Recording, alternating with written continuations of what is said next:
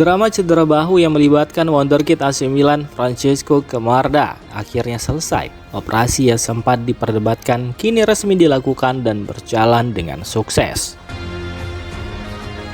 Diketahui jika sebelumnya terjadi perbedaan kepentingan antara dua klub. Lecce sebagai klub peminjam ingin Camarda menjalani terapi tanpa operasi agar bisa cepat kembali bermain. Sebaliknya, AC Milan bersikeras memilih operasi demi menjaga kondisi jangka panjang sang pemain. Camarda sendiri juga sepakat dengan pilihan operasi. Tepat pagi ini 29 Januari, Lecce mengonfirmasi bahwa operasi bahu Camarda telah dilakukan dengan lancar di Milan. Operasi ini langsung berdampak besar pada masa depan sang pemain, sebab Camarda dipastikan absen cukup lama. Ia akan segera masuk fase pemulihan dan menurut laporan media Italia, kemungkinan baru bisa bermain lagi di akhir musim. Rencana Lecce pun ikut terganggu. Klub tersebut memiliki opsi pembelian permanen di akhir musim. Namun dengan kondisi cedera ini, peluang untuk mengaktifkan klausul tersebut semakin kecil. Camarda hampir pasti kembali ke Milan setelah masa pinjamannya berakhir. Dan Milan disebut ingin mengamankan sang pemain untuk musim depan, bukan membiarkannya dilepas ke klub lain.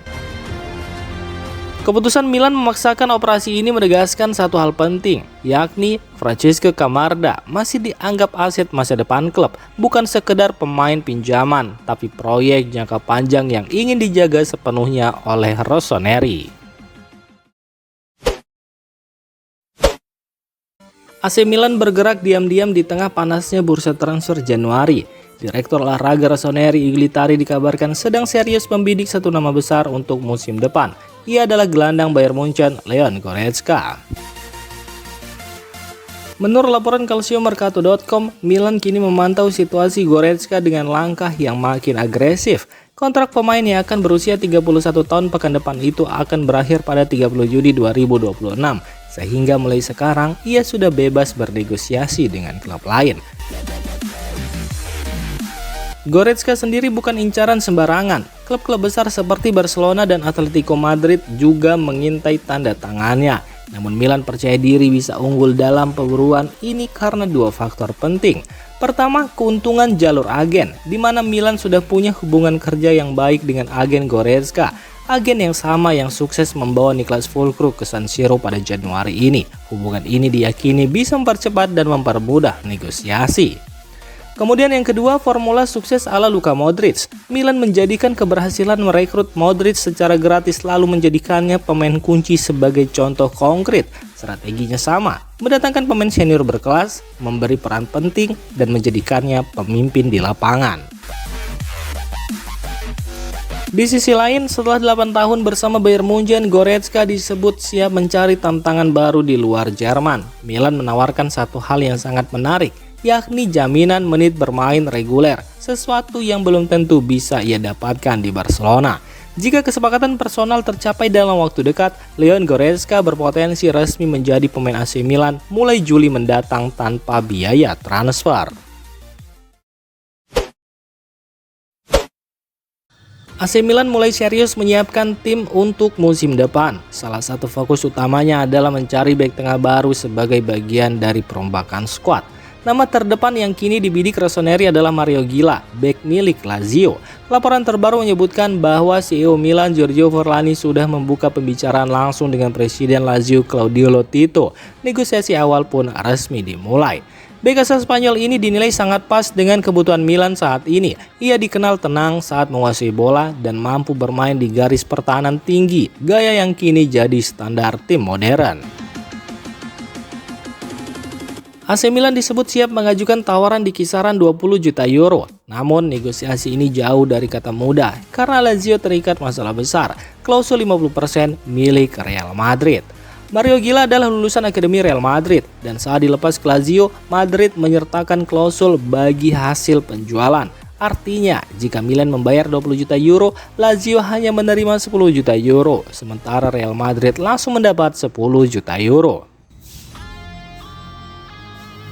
Kondisi ini membuat Claudio Lotito diperkirakan akan menaikkan harga jauh lebih tinggi, bahkan bisa mencapai 30-40 juta euro agar Lazio tetap mendapat keuntungan besar. Situasi ini berpotensi memicu negosiasi alot. Milan harus ekstra cermat agar bisa mendapatkan bek incarannya tanpa terjebak perang harga yang merugikan.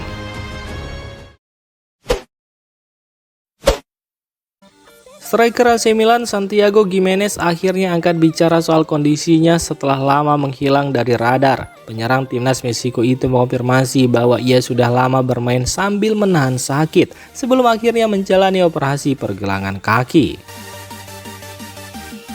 Masalah cedera ini ternyata bukan hal baru. Gimenez mengungkapkan bahwa rasa sakit sudah ia rasakan sejak musim panas lalu, bahkan sebelum turnamen Gold Cup. Awalnya ia menganggapnya cedera ringan dan tetap memaksakan diri bermain, keputusan yang kini ia akui sebagai kesalahan. Rasa sakit yang terus bertambah membuat Gimenez akhirnya memilih berhenti dan menjalani operasi. Keputusan ini diambil demi dua tujuan besar, membantu Milan di sisa musim dan tampil maksimal di Piala Dunia 2026 yang akan digelar di Meksiko. Menatap tahun krusial 2026, Santiago Gimenez menegaskan bahwa prioritas utamanya saat ini bukan soal gol atau menit bermain, melainkan pemulihan total dari cedera. Ia ingin memastikan kondisi fisiknya benar-benar kembali ke level terbaik sebelum memikirkan target lain. Gimenez percaya, jika tubuhnya sudah 100% fit, kepercayaan diri dan performa di lapangan akan mengikuti secara alami. Dan dengan kondisi yang prima, ia yakin bisa kembali memberikan kontribusi maksimal untuk AC Milan sekaligus tampil optimal bersama timnas Meksiko di Piala Dunia 2026.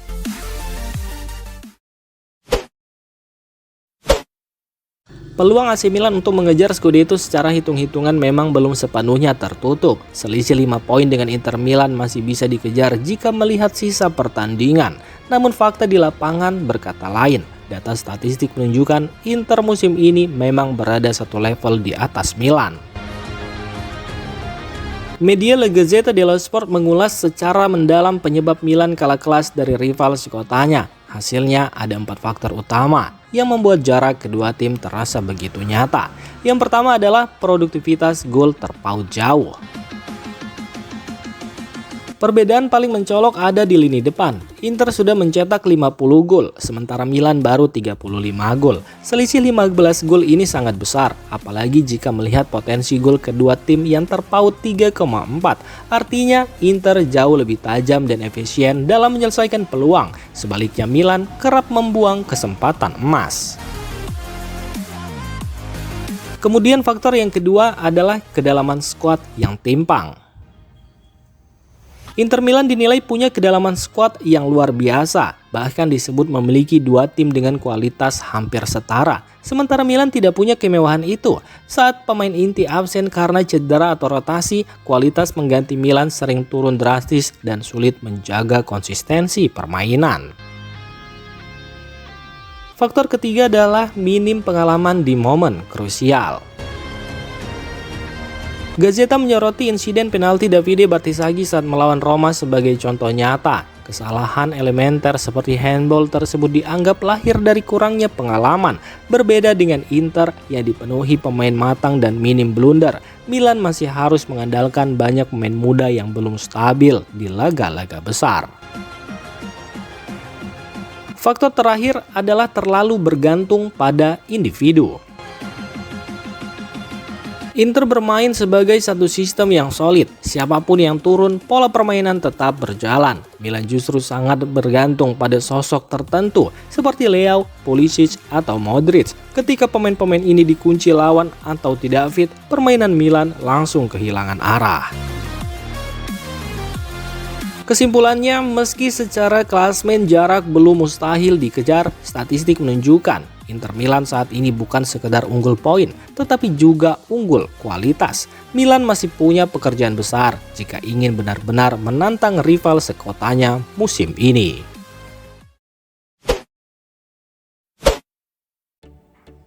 Demikian informasi dunia sepak bola terupdate hari ini. Untuk kamu yang gak mau ketinggalan seputar informasi sepak bola Eropa, silahkan like, subscribe, dan share video ini. Terima kasih.